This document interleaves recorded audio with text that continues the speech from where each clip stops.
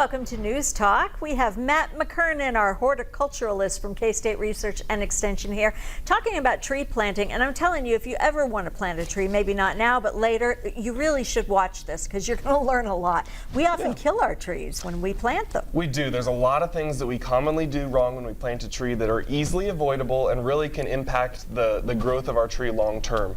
So the very first thing when we purchase a new tree that we want to do is we want to find what's called the root flare. That's the portion here where the trunk and the roots come together and they start to flare out or elongate. That is going to be what the tree considers ground level. You can see in this example, somebody buried this tree all the way up to here, and actually it should have been planted about 6 inches higher so that the root flare is visible. Here or there? Down here. We actually want to see these first roots start to be visible when they flare and fan out. So about right here is what we're going to want to make sure that we leave above ground and visible once we're done tree planting. Okay, so only that depth. What about width? Yeah, so we want to go 2 to 3 times the size of the container or the root ball. We want to make a gradually sloping kind of bowl shape. We don't want straight up and down sides.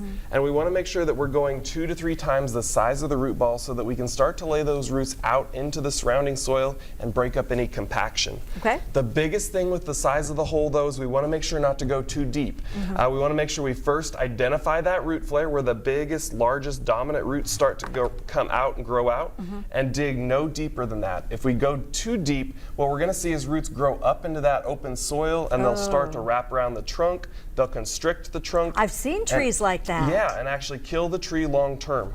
So in an example like this, if this were the tree that came out of this bucket, this is where the root flare would be. So we're only going to dig a hole that's maybe 4 to 6 inches deep. That's wild. But 2 to 3 times the width and of the pot. the soil matters, right? It does. Ideally, we find it best to put back the soil that comes out of the hole to backfill the soil with.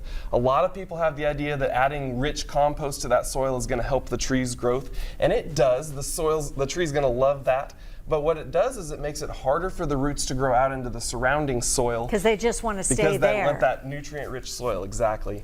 The other challenge is when we amend just the planting hole, we create a bathtub effect because water is going to move differently in compost and in amended soil versus our native soil. So we can actually oftentimes kill our tree by creating this bathtub effect where the hole holds water differently than the surrounding soil does. Okay, and if you do want to do that, you just have to go out wider with this material. Absolutely. It's still great to amend our soil, add organic matter, add nutrients, but we want to do it to an area like a 10 by 10 or a 20 by 20 foot area around the tree so that there's lots of good soil that tree can grow into, not just that little bitty hole that we dig. It won't stunt right there. Exactly. Wow, this is fascinating. Thank you so much, Matt. Appreciate it as always. We'll see what's cooking with Mr. Food next.